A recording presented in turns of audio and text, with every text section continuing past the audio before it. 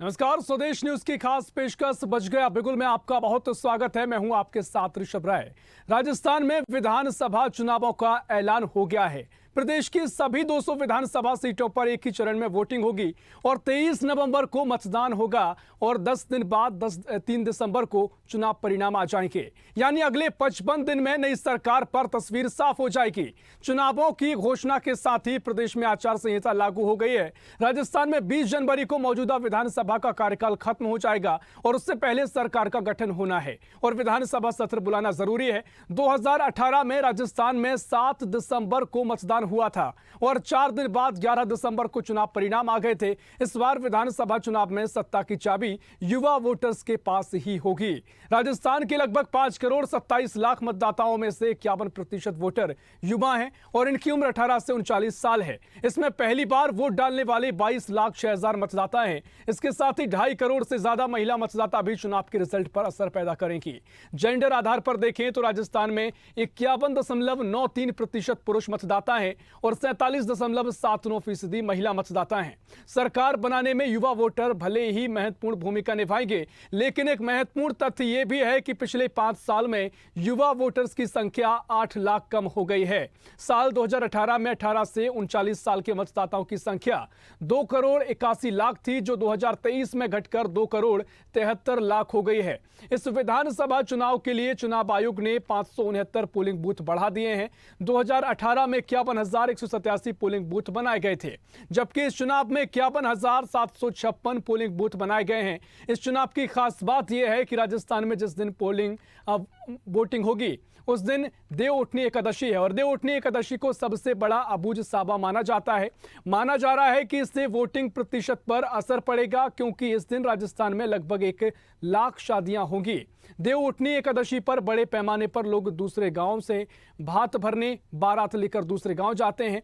इसी तरह हलवाई, बैंड बाजे वाले, कैटरिंग वाले और व्यापारी और पुजारी, शादी के काम से जुड़ा कारोबार करने वाले सभी लोग व्यस्त रहते हैं। तो कुल मिलाकर कहा जा सकता है कि इस बार भी राजस्थान का रण काफी रोचक रहने वाला है। तो अब रणभेरी बज चुकी है और किसके क्या समीकरण हैं, क्या तैयारियां हैं, इसी मुद्दे पर चर्चा करेंगे। हमारे साथ तमाम गेस्ट मौजूद रहेंगे। तो ऐसे में तारीखों का ऐलान हो गया है और ऐसे में देखना अब दिलचस्प होगा क्या कुछ रणनीति यहां पर सभी दलों की रहेगी।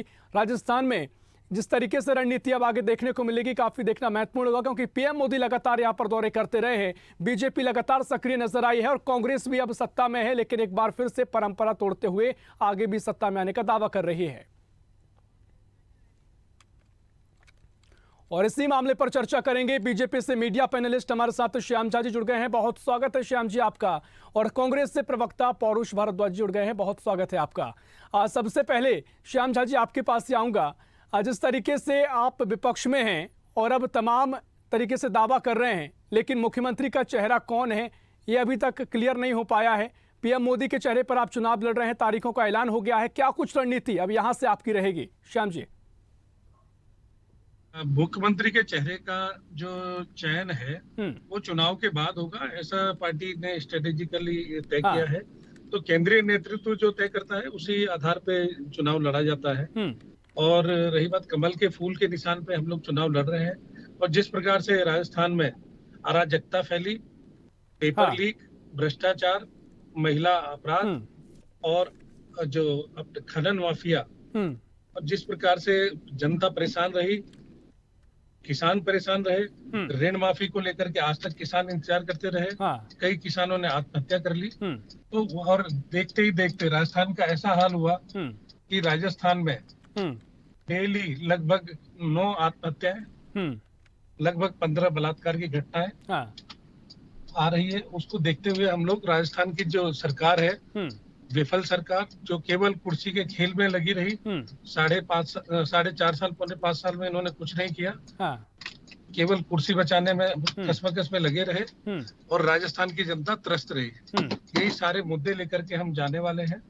बेरोजगारों का मुद्दा, किसानों का मुद्दा, महिलाओं का मुद्दा और भ्रष्टाचार का मुद्दा, ये सभी मुद्दों के साथ हम राजस्थान के चुनाव में जाने वाले हैं। ठीक है, आपके तमाम मुद्दे हैं। पौरुष जी आपके पास आऊंगा। देखिए, लगातार राजस्थान में अपराधों को लेकर बीजेपी मुद्दे उठाती रही है और ऐसे में अब तारीखों का ऐलान हो गया है, तमाम मुद्दे सामने रहेंगे। क्या कुछ यहाँ से रणनीति कांग्रेस की रहने वाली है पौरुष जी? इस बात को कहना चाहूंगा कि भारतीय जनता पार्टी क्या कह रही है क्या नहीं कह रही है, हमारा ध्यान इस चीज में नहीं है। हम लोग जब से हमारी 2018 में सरकार बनी है, तब से हमने गरीब को गणेश मानते हुए उसकी सेवा करने का जो क्रम हमने शुरू किया था, वो हमारे द्वारा आचार संहिता लगने के एक दिन पहले तक कल तक मुख्यमंत्री जी द्वारा लगातार घोषणाएं और नए कार्यक्रमों की शुरुआत की गई। आप देखिए, हमारे द्वारा ये भारत के इतिहास की पहली एक सरकार है कि जिसने न सिर्फ शिक्षा के क्षेत्र में बल्कि चिकित्सा के क्षेत्र में या फिर एक छोटे से बच्चे से लेकर के एक बुजुर्ग तक के लिए की बात की जाए या फिर एक आम गरीब से लेकर के बड़े उद्योगपति तक की बात की जाए, ऐसा कोई सा वर्ग, चाहे वो आयु वर्ग हो, चाहे वो आर्थिक स्थिति वाला वर्ग हो या फिर जातिगत वर्ग हो या फिर किसी भी तरह की का वर्ग हो, उसको हमने किसी को हमने नहीं छोड़ा कि जो हमारी किसी न किसी स्कीम्स के माध्यम से लाभान्वित ना हो। देखिए, हमारे द्वारा जो मुख्य कार्य किए गए, हालांकि आप सबको पता है, परंतु मैं फिर भी दोहराना चाहूंगा कि जिस गैस के सिलेंडर को, जो कि लगभग हर घर में होता है, जिसको हमारी यूपीए 2 की सरकार 426 रुपए का छोड़ करके 2014 में गई थी और भारतीय जनता पार्टी के द्वारा उसके दाम जिस प्रकार से 1150 रुपए बढ़ाए गए, तो देखिए हमारी राजस्थान सरकार ने गरीबों को उज्ज्वला योजना, जो कि माननीय प्रधानमंत्री जी की योजना थी, प्रधानमंत्री जी ने उन लोगों को गैस की टंकी तो दे दी, परंतु उसको एक बार ही रिफिल नहीं कराया। परंतु हमारी जन हितैषी जन कल्याणकारी सरकार थी कि जिसने उसको 500 रुपए में भरवा के दिया। इसी प्रकार मैं आपसे कहना चाहूंगा कि नेशनल फूड सिक्योरिटी एक्ट के तहत हमारे द्वारा जो है एक चयनित परिवारों को न सिर्फ अनाज बल्कि इसमें एक फूड पैकेट बना के बांटे गए, जिसमें कि तेल, नमक, मिर्ची, चीनी, दालें, आटा इत्यादि सारी चीजें उसके अंदर थी। इसी प्रकार आप देखिए, राजस्थान में मुफ्त दवा और मुफ्त जांच योजना की शुरुआत तो हमारी पिछली सरकार ने कर दी थी, परंतु हमारे द्वारा स्वास्थ्य के क्षेत्र में एक नवाचार किया गया और जो है चिकित्सा के क्षेत्र में एक आम आदमी को किस प्रकार से एक हेल्थ का बीमा उपलब्ध हो। एक आदमी जो है वो एक क्योंकि हम सब जानते हैं कि अचानक यदि किसी घर में कोई दुर्घटना घट जाती है या फिर कैंसर या फिर कोई अन्य हार्ट संबंधी कोई बड़ी बीमारी आ जाती है, तो एक मिडिल क्लास के ऊपर क्या बीतती है कि उसके जेवर से लेकर के उसकी जमीनें तक बिक जाती है। तो देखिए, उसको रोकने की दिशा में हमारे द्वारा एक आम आदमी के बीमा की पहल की गई और 5 लाख रुपए के बीमा से शुरुआत की गई, जिसमें राज्य की आधी आबादी को तो राज्य के सरकार के द्वारा उसका प्रीमियम दिया गया और बाकी आधी आबादी को 850 रुपए साल के देने थे और उसको 5 लाख रुपए का बीमा मिल रहा था, जिसको फिर हमने अगले वर्ष बढ़ा करके 10 लाख रुपए प्रति वर्ष 10 लाख रुपए का बीमा किया और इस करंट वित्तीय वर्ष में 25 लाख रुपए का वो स्वास्थ्य बीमा किया जा चुका है और साथ ही साथ 10 लाख रुपए का दुर्घटना बीमा दिया गया। इसी प्रकार आप देखिए, जब हमने देखा कि पिछली बार की जब हमारे प्रदेश में लंपी वायरस की दस्तक हुई और हमारी प्रदेश बड़ी संख्या में पशु मारे गए, तो आप देखिए ये तमाम बातें तो आप पहले भी बताते रहे हैं, लेकिन जिस तरीके से राजस्थान की एक परंपरा रही है, हर 5 साल में सरकार यहाँ की जनता बदलती है, दूसरे को मौका देती है, लेकिन अगर इस बार आप और स्पष्टता के साथ जाएंगे तो हो सकता है आप जो दावे कर रहे हैं उनके करीब रहें, लेकिन क्या मुख्यमंत्री का चेहरा आपने तय कर लिया है? कौन मुख्यमंत्री का चेहरा होगा? क्या सचिन पायलट जी को मौका मिलेगा या अशोक गहलोत के नाम पर ही आप चुनाव लड़ रहे हैं? देखिए, मैं आपसे इस बात को कहना चाहूंगा कि चुनाव लड़ना और मुख्यमंत्री बनना 2 अलग अलग चीजें होती है, खास करके कांग्रेस के लिहाज से। देखिए, जो भी हमारे विधायक दल के नेता होते हैं, चाहे वो सत्ता में है तो मुख्यमंत्री और अगर सत्ता में नहीं है तो विपक्ष के नेता, जो हमारे विधायक दल के नेता होते हैं और जो हमारे माननीय प्रदेश अध्यक्ष होते हैं, 2 जनों के नेतृत्व में निश्चित तौर पर चुनाव लड़ा जाता है और उनके सहयोग के लिए जो अनेक प्रकार की कमेटियां बनाई जाती है, उस कमेटी के सदस्यगण होते हैं, कमेटी के अध्यक्षगण होते हैं और जो हमारे प्रभारी होते हैं, इन सबके सामूहिक नेतृत्व में हमारे द्वारा चुनाव लड़ा जाता है। परंतु जब हम चुनाव जीत जाते हैं तो उसके बाद हमारे चुने हुए विधायकों की बैठक होती है, उसको विधायक दल की बैठक कहा जाता है। उसमें केंद्रीय पर्यवेक्षक आते हैं आलाकमान की तरफ से, उसमें अगर सहमति बन जाती है तो सर्वसम्मति से, अन्यथा फिर वोटिंग करवा करके जिस भी विधायक के पक्ष में ज्यादा वोट आते हैं उसको हमारे द्वारा मुख्यमंत्री पद की उसको शपथ दिलाई जाती है। परंतु देखिए, अभी जैसा कि भारतीय जनता पार्टी के प्रवक्ता कह रहे थे, तो मैं इनसे इस बात को कहना चाहूंगा कि आपको ये बात सोचने का विषय कि हमारी परंपरा तो शुरू से ही चली आ रही है और हम उसका निर्वहन आज भी कर रहे हैं, परंतु आपके द्वारा तो शुरू से मुख्यमंत्री का फेस घोषित किया जाता रहा, परंतु आपकी पार्टी के अंदर इतनी गुटबाजी हो गई कि कहां तो आप लोग हमारे यहाँ से कथित तौर पर 2 गुटों की बात कर रहे थे और हमारे में आप लोग इतना उलझ गए। बल्कि मैं आपको इस बात का खुलासा करना चाहूंगा कि हमारी रणनीति का भी पार्ट हो सकता है कि आप हमारी गुटबाजी में उलझ रहे और आपके कब 8 गुट हो गए आपको पता ही नहीं पड़ा और आज स्थिति हो गई कि आपके यहाँ 8 मुख्यमंत्री पद के दावेदार हो गए। भारतीय जनता पार्टी को अपनी पुरानी परंपरा छोड़ करके एक नए ट्रैक पे आना पड़ा और माननीय प्रधानमंत्री जी को इंटरफेयर करना पड़ा पूरे मामले में। माननीय प्रधानमंत्री जी के जिस प्रकार राजस्थान के लगातार दौरे हुए, माननीय श्री अमित शाह जी के राजस्थान दौरे हुए और उनको ये कहना पड़ा कि भाई राजस्थान राजस्थान में भाजपा का चेहरा कोई नहीं है, सिर्फ कमल का फूल भाजपा का चेहरा होगा। ये निश्चित तौर पे इनकी हताशा का परिचय है। दूसरी बात देखिए, लोग हमारी कानून व्यवस्था पे सवाल उठा रहे थे, हमारे दूसरे मामलों पे सवाल उठा रहे थे। मैं इनसे कहना चाहूंगा कि कानून व्यवस्था के मामले में यदि आप देखेंगे नेशनल क्राइम ब्यूरो के आंकड़े, तो उत्तर प्रदेश और मध्य प्रदेश की स्थिति राजस्थान से बहुत ज्यादा ऊपर है। और दूसरी बात, आप जैसे कि पेपर के बारे में कह रहे थे, यदि हमारे यहाँ पे कोई पेपर लीक हुए तो हमारे ही आरपीएससी मेंबर को हमारी ही एसीडी ने गिरफ्तार किया। ये हमारे यहाँ का लोकतंत्र है। दूसरी बात देखिए कि हमने पेपर लीक के मामले में न सिर्फ हमने कानून बनाया, बल्कि उसमें कड़े जुर्माने से लेकर के 10 साल की सजा से लेकर उम्र कैद तक का प्रावधान किया। परंतु मैं आपसे पूछना चाहूंगा कि आपके मध्य प्रदेश के अंदर जो एक व्यापक घोटाला हुआ था, जिसको कि खूनी घोटाला कहा गया, जहां पे लोकायुक्त पुलिस जहां पहुंचती थी, वहां पटवारियों के घरों में करोड़ों रुपए निकलते थे। और उसके अलावा जब उसने जांच की और जो जहां पे उनको क्लू मिलता, पता पड़ता कि भाई वहां पे वो आदमी मर गया, फिर उसके बाद वो पूछते पता करते कि भाई इस आदमी को किसने मारा, फिर जहां तक जाती पुलिस वहां तक पता पड़ता कि वो भी मर गया। तो देखिए, जिस प्रकार आपके यहाँ पे खूनी घोटाला हुआ और उसके बाद में आपने उस खूनी घोटाले के जिस शिवराज जी की सरकार में वो खूनी घोटाला हुआ और जनता ने उस सरकार को नकार दिया, परंतु आपने अनैतिक तरीके से हमारी पार्टी की सरकार में तोड़फोड़, हमारे विधायकों में तोड़फोड़ करके जिस प्रकार से आपने उन्हीं शिवराज जी को वापस मुख्यमंत्री बनाया, तो निश्चित तौर पर देखिए अलग अलग राज्यों के अपने अलग मुद्दे हैं, दावे हैं, लेकिन पौरुषी जिस तरीके से आपका लोकसभा चुनाव के लिहाज से इंडिया गठबंधन, आम आदमी पार्टी उसमें शामिल है, कांग्रेस मुख्य भूमिका निभा रही है, लेकिन अब राज्यों के चुनाव की बात करें तो आम आदमी पार्टी अगर अलग से चुनाव लड़ रही है तो क्या इसका खामियाजा कांग्रेस को भुगतना पड़ेगा?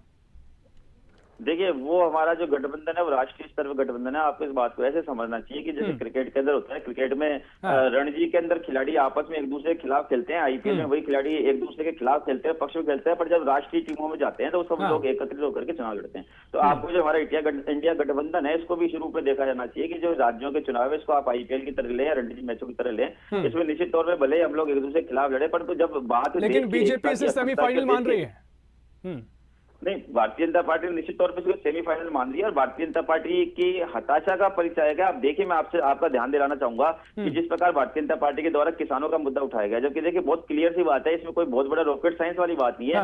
हमारे द्वारा जो पिछले चुनाव से पूर्व घोषणा की गई थी कि भाई हमारे द्वारा किसानों के कर्जे माफ किए जाएंगे, तो हमारे द्वारा उसकी घोषणा भी की गई। जब हमारी सरकार बनी तब हमने देखा कि अब किसानों के कर्जे दो प्रकार के कर्जे हैं। एक तो सहकारी बैंक जो राजस्थान सरकार के अंडर में आते हैं उनके कर्जे थे, दूसरा नेशनलाइज बैंकों के कर्जे थे। देखिए, सहकारी बैंकों के कर्जे हमारे द्वारा 99.99% माफ कर दिए गए, जो कि 15,000 करोड़ रुपए की राशि है, लगभग 21 लाख किसानों से लाभान्वित हुए।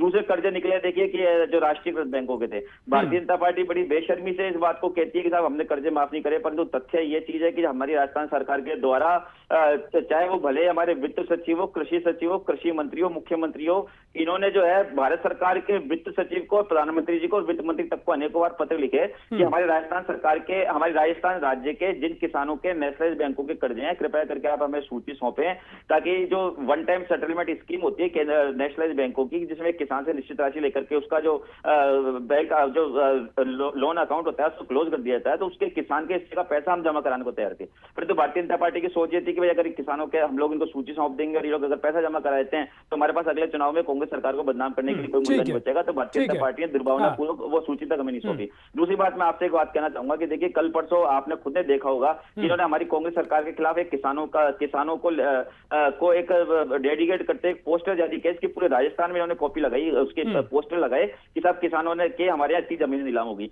उसमें इन्होंने पोस्टर बॉय जिन माधुराम जी को बनाया इन्होंने। आप देखिए, भारतीय जनता पार्टी का क्या स्तर रह गया कि एक बुजुर्ग आदमी जो कि 200 बीघा जमीन का मालिक और जो एक अपने आप में प्रतिष्ठित व्यक्ति है जैसलमेर जिले का, उसकी बिना अनुमति के ये लोग उसकी फोटो लेते हैं और उसको अपने पोस्टर बॉय बनाते हैं। और उनकी स्थिति हो गई कि उनको कल माननीय मुख्यमंत्री से उन्होंने भेंट की, मुख्यमंत्री जी को अपनी पीड़ा बताई माधुराम जी ने कि साहब मेरी स्थिति हो गई कि मुझे मेरे गांव का चाय वाला भी कहता है कि भाई तुम्हारा तो रोम रोम कर्जे में डूबा हुआ है और मैं तुम्हारे को चाय भी मुफ्त में नहीं पिलाऊंगा, पहले तुम ला करके पैसे दो। तो देखिए, भारतीय जनता पार्टी इतनी ज्यादा भूख लग गई है कि राज्य के जो निवासी सरकार को बदनाम करते करते राज्य के निवासियों को बदनाम करने लगे। ठीक है श्याम झा जी, देखिए किसान पोस्टर का जो मुद्दा है काफी गरमाया हुआ है और देश भर में चर्चित ये मामला हुआ है। तमाम जो बातें कही हैं उन पर भी अपनी प्रतिक्रिया रखिए। श्याम जी, देखिए कांग्रेस का दोहरा चरित्र और चाल बिल्कुल सामने आ रहा है। जिस प्रकार से ये बोल रहे हैं कि माननीय राहुल गांधी जी जो आए थे कि दस्तक गिनती करिएगा और आपका ऋण माफ हो जाएगा, इतनी बेशर्माई से कांग्रेस पार्टी ने अपनी सफाई पेश की। किसान सम्मान निधि जो कि मोदी जी हर किसान के खाते में भेजते हैं, किसानों के जो डिटेल्स थी वो नहीं दी गई, जिस वजह से किसानों को, राजस्थान के किसानों को लाभ 1 साल बाद हो। और वो नुकसान किसानों को उठाना पड़ा, उनका नुकसान हुआ। और ये कह रहे हैं कि हमने सूची नहीं भेजी। अरे भैया, सूचियां तो आप नहीं भेज पा रहे ताकि किसानों को लाभ मिल पाए। और आपके राहुल गांधी जी को क्या इतना भी ज्ञान नहीं है कि कौन से बैंक से कर्जा होता है, कौन से बैंक से नहीं होता है? आप जब घोषणा कर रहे हैं, ऐलान कर रहे हैं, तब आपकी बुद्धि कहाँ चली जाती है? आप केवल घोषणा जीवी बनते रह गए, कुछ भी घोषणा कर देते हैं, उसका अगला पिछला कुछ नहीं सोचते। आज इन्होंने इतनी घोषणाएं कर दी, उसका अगला पिछला इनके पास कोई रोड मैप नहीं है, किसी भी प्रकार की तैयारी नहीं है। केवल घोषणा जीवी बनते रह गए इनके। और आज चुनाव जब पेपर आ गए तो अशोक गहलोत जी रोज आज ये घोषणा, कल वो घोषणा, आज ये नया चीज, कल वो नया चीज। अब स्थिति यह है कि अशोक गहलोत जी को अपना लिखित गारंटी देना पड़ रहा है। तो उनको पता है कि राजस्थान की जनता में विश्वास खत्म हो चुका है। राहुल गांधी जी ने 2 वादे किए थे, बेरोजगारी भत्ता, जो कि आज तक बेरोजगारों को नहीं मिला है। इस प्रकार से किसानों का ऋण माफ करने की जो बात की थी, किसानों को ऋण माफ नहीं हो पाया, किसान आज भी इंतजार कर रहे हैं। ठीक है श्याम जी, लेकिन जो कांग्रेस से हमारे साथी जुड़े हुए जी नया पैतरा लिख के आए थे कि किसानों का जो जमीन है नीलाम नहीं होगी, कि वहाँ सरकार का टोल नहीं होगा। और सरकार के ही लोग अभी भी पिछले 15 दिन पहले भी सीकर के करीब 1800 किसानों के पास जमीन की नीलामी का नोटिस किया। ये इनका दोहरा चाल चरित्र है, जो कि स्पष्ट रूप से सामने आ रहा है। ठीक है, लेकिन जिस तरीके से कांग्रेस ने एक सवाल उठाया था कि आप तो लगातार जब भी चुनाव होते आए हैं, मुख्यमंत्री का चेहरा बड़ी स्पष्टता के साथ रखते आए हैं, इस बार क्या वजह है कि कोई चेहरा आपके पास नहीं है? देखिए, हर बार का चुनाव अपने आप से अलग होता है, हर बार की स्ट्रेटेजिक प्लानिंग अलग होती है। इस बार केंद्रीय नेतृत्व ने ऐसा ही तय किया कि बगैर चेहरे पे कमल के फूल में चुनाव लड़ेंगे और उसी स्ट्रेटेजी के हिसाब से देश की। लेकिन देखिए, कांग्रेस ये जो कह रही है उससे आप जनता के सामने कम से कम स्पष्ट कर पाए, क्योंकि जो कांग्रेस का कहना है कि तमाम तरीके से गुटबाजी आपके यहाँ पर है, चेहरों को लेकर लड़ाई है, तो उसको लेकर अब तमाम सवाल कांग्रेस के साथ साथ विपक्ष खड़े कर रहा है। देखिए, कांग्रेस का काम है कि लड़ाई झगड़ा जो खुद के यहाँ दूसरे के कहा क्या है क्या नहीं, 4.5 से प्रदेश में देखा। इस प्रकार से इनके घर की लड़ाई रोड तक आई, मैनेजर तक गई और अपने ही सरकार के खिलाफ इस प्रकार का इनके मंत्री विधायकों ने अनशन किया, रैलियां निकाली। और वो स्पष्ट है कि सरकार के खिलाफ सरकार के ही लोग के लोग अगर विरोध कर रहे हैं, तो वो लड़ाई की सड़कों तक आ जाए तो वो खूब स्पष्ट है। और आज अगर ये इतना ही जननायक कहते हैं, तो ये क्यों नहीं घोषित कर देते कि अशोक गहलोत जी मुख्यमंत्री का चेहरा होंगे? अगर इनको इतना ही कॉन्फिडेंस है तो ये भी घोषित कर सकते हैं। ठीक है, हमारे हमारे यहाँ कई लोग हैं, उनमें से कोई भी मुख्यमंत्री बनेंगे, समझाने में दिया जाए। हाँ ठीक है, पौरुष जी आपके पास आऊंगा। देखिए, जिस तरीके से आपने कहा कि क्या जरूरत पड़ी कि पीएम मोदी के नाम पर राजस्थान में चुनाव लड़ा जा रहा है, क्यों कोई एक चेहरा यहाँ पर बीजेपी सामने नहीं लाती है? देखो, ठीक सवाल आप पर भी है कि आप भी अशोक गहलोत के चेहरे पर डंके की चोट पर कहिए कि हम हमारा चेहरा है, मुख्यमंत्री का चेहरा है। और साथ ही जो घोषणाओं को लेकर जिक्र हो रहा है, सुप्रीम कोर्ट ने जो टिप्पणी की, कहा कि चुनाव से पहले इस तरीके की घोषणाएं करना ठीक नहीं है, इससे लेकर भी अपनी सफाई रखिए। भारतीय जनता पार्टी के जो प्रवक्ता हैं, ये शायद ये लोग भारतीय जनता पार्टी के प्रवक्ता ही नहीं बल्कि भारतीय जनता पार्टी के कार्यकर्ता से लेकर भारतीय जनता पार्टी के नेता तक, इनके पास सिर्फ एक इनका पॉलिटिक्स का पैटर्न होता है कि सामने वाले पे आरोप लगाओ और भाग जाओ। जब इनसे सफाई मांगी जाती है तो इनके पास जवाब कुछ नहीं होता। मुझे मेरी बात कहने के बाद जब भारतीय जनता पार्टी के प्रवक्ता हमारे बड़े भाई श्री श्याम जी की बारी आई थी, तो मुझे उम्मीद इस बात की थी कि ये श्याम जी जो है वो अपने वक्तव्य में इस बात को कहेंगे किसानों की बात पे कि पोरू जी, अगर आपकी सरकार वास्तव में राष्ट्रीयकृत बैंकों के किसानों के कर्जे माफ करने के लिए प्रतिबद्ध है, तो ये मेरी जिम्मेदारी है कि मैं आपको अपनी केंद्र सरकार से आपको सूची निश्चित तौर पे हम लोग दिलवाते हैं। और देखिए, ये बात मेरे अब तो खैर आचार संहिता लग गई, अब तो हमारे भी हाथ में कुछ नहीं बचा, परंतु अब से पहले मेरी भारतीय जनता पार्टी के प्रवक्ताओं से डिबेट हुई और ये लोग कहते हैं कि राहुल गांधी जी ने 1 से लेकर 10 तक की गिनती गिनने का वादा किया था, 10 दिन के लिए कर्जा माफ करने की बात की थी। मैं इनको हमेशा इस बात को कहता हूं कि राहुल गांधी जी हमारी पार्टी के बहुत बड़े नेता हैं, बहुत बड़े नेता हैं। मैं एक अपनी पार्टी का छोटा सा कार्यकर्ता हूं, परंतु अपनी राजस्थान सरकार में इतनी हैसियत रखता हूं कि यदि आप हमें केंद्र सरकार के राष्ट्रीयकृत बैंकों की सूची यदि आप हमारे को सौंप देते हैं, तो 10 दिन के अंदर राष्ट्रीयकृत बैंकों का कर्जे को माफ करवाने की जिम्मेदारी मेरी, मैं स्वयं एक छोटा सा पार्टी का कार्यकर्ता होने के नाते लेता हूं। परंतु ये लोग देखिए, कहीं पर भी ये लोग हमें, इन्होंने सिर्फ लगातार किसानों के मामले में राजनीति करी, परंतु इन्होंने सिर्फ इनको सूची सौंपनी थी। अभी कहते हैं राहुल गांधी जी को पता नहीं था क्या कि है ना बैंक के कर्जे 2 प्रकार के होते हैं। निश्चित तौर पर राहुल गांधी जी को पता था, पर हमें राहुल गांधी जी को यह पता नहीं था कि भारतीय जनता पार्टी जो है वो ना सिर्फ कांग्रेस विरोधी बल्कि जनता की वित्तीय विरोधी पार्टी है, कि वो सिर्फ राजनीतिक लाभ के लिए सिर्फ एक सूची देने के नाम पर कुंडली मार करके बैठ जाएगी।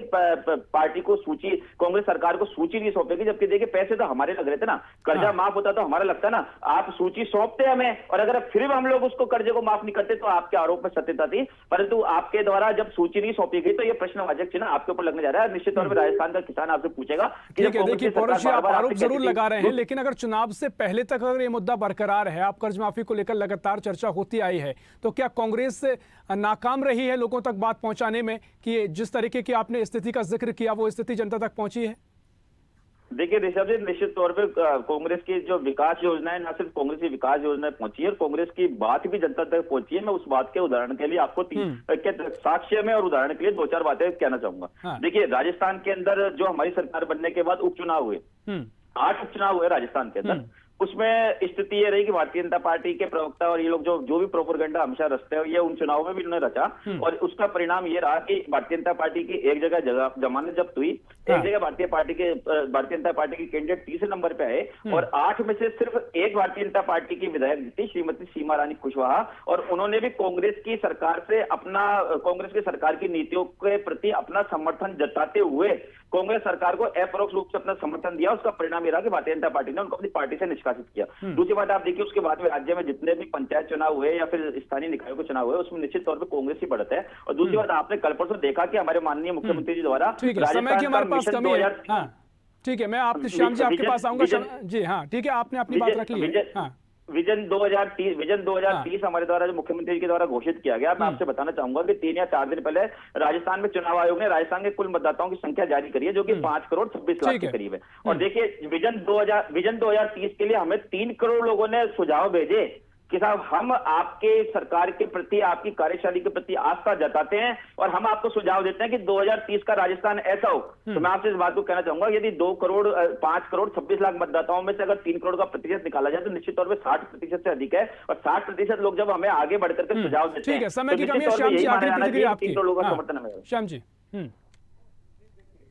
अभी आपने पूछा अशोक गहलोत जी को मुख्यमंत्री का चेहरा क्यों नहीं घोषित करते, बोल कर गए क्योंकि इनके पास जवाब नहीं। अब मैं बहुत स्पष्ट की बात करता हूँ ऋषभ जी, आप ऋषभ जी आज जाइए एसबीआई के पास जाइए, आईसीआईसी के पास जाइए, बोलिए नीरव मोदी का मुझे पैसा जमा कराना है, कौन सा बैंक बना करेगा, लेने के लिए तैयार बैठिए बैंक। आपकी नीयत अगर साफ होती, आप बैंक में जाते, बैंक में बोलते कि हम जो आपके यहाँ का जो कर्जा है हम चुकाना चाहते हैं, आप बताइए कितना कर्जा है। अरे भैया, केवल बोल करके, घोषणाएं करके और फिर सत्ता डाल के इधर उधर लिखते हैं, और ये कागज और सूची, इसमें क्यों उलझाने की कोशिश करते हो जनता को? जनता के सामने क्यों झूठ बोलते हो आप करके? इसकी बातें ही क्यों कर देते हो कि बाद में झूठ बोलना पड़ता है? आज इनके मंत्री विधायकों में ये डर है, मंत्री विधायक खुद बोलते हैं कि हम जनता के बीच में क्या मुंह लेकर के जाएंगे, जनता को क्या जवाब देंगे। इसका मतलब स्पष्ट है, मंत्री विधायक जानते हैं कि जनता के बीच में जाने लायक नहीं बचे हैं, जनता को जवाब देने लायक नहीं बचे हैं। चुनाव में कांग्रेस हार रही है। राहुल गांधी भी पिछले चुनाव राजस्थान आए थे, उन्होंने भी बोला राजस्थान में हमारी स्थिति कमजोर है। केंद्रीय नेतृत्व तक इनका जानता है कि राजस्थान में इनकी स्थिति कमजोर है, ये जाती हुई सरकार है इनकी, और इनका जो कार्यकाल है वो समाप्ति की ओर है। और अशोक गहलोत, ठीक है, मुझे लगता है हमें सब समय पर छोड़ना चाहिए, क्योंकि तारीखों का ऐलान हो गया है, और देखना महत्वपूर्ण है कि जो दावे आप कर रहे हैं, कांग्रेस कर रही है, वो कितने जमीन पर उतर पाएंगे। फिलहाल बहुत शुक्रिया आप दोनों मेहमानों का इस चर्चा में शामिल होने के लिए। तो बता दें कि तारीखों का ऐलान हो गया है विधानसभा चुनाव को लेकर। अब तमाम तरह की जो अटकलें लगाई जा रही थी तारीखों को लेकर, उनका अब तारीखें सामने आ गई हैं, और 23 नवंबर को राजस्थान में चुनाव होना है, और साथ ही 3 दिसंबर को सभी राज्यों के साथ चुनाव परिणाम भी घोषित कर दिए जाएंगे। देखना महत्वपूर्ण होगा जो दावे यहाँ पर कांग्रेस कर रही है, बीजेपी कर रही है, वो क्या कुछ आगे रंग लाएंगे। खासकर जो परंपरा लगातार राजस्थान में चली आ रही है हर 5 साल में सरकार बदलने की, क्या वो परंपरा टूटती है या परंपरा कायम रहती है। फिलहाल के लिए इस खास पेशकश में इतना ही। देश प्रदेश की और भी खबरों के लिए देखते रहिए स्वदेश न्यूज, सबसे पहले देश।